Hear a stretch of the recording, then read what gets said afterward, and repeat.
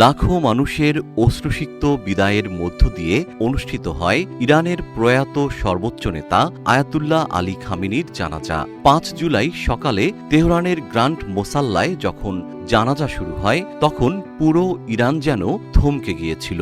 ১৯৮৯ সাল থেকে দেশের হাল ধরা এই নেতার চিরবিদায়ের দিনে শোকের ছায়ায় ঢেকে গেছে গোটা জাতি।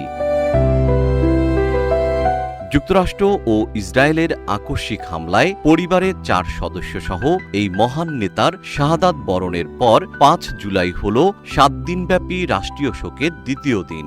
এদিন খামেনির জানাজায় ইমামতি করেন প্রবীণ ধর্মীয় ব্যক্তিত্ব Ayatollah Jafar Sobhani, president Masoud Pezeshkian, speaker Mohammad Baqer Ghalibaf এবং খামেনির ৩ ছেলে মাসুদ, মাইসাম ও মোস্তফা সহ জানাজায় সামিল হয়েছিলেন লাখো জনতা। তবে হামলায় গুরুতর আহত ও নিরাপত্তাজনিত কারণে উপস্থিত থাকতে পারেননি নতুন সর্বোচ্চ নেতা Mojtaba Ali Khamenei.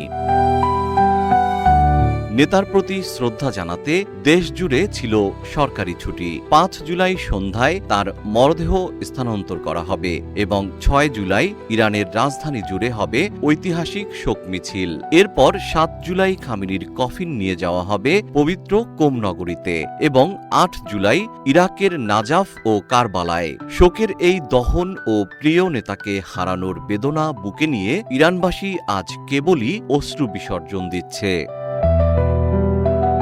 GM Shihab, রূপালী বাংলাদেশ।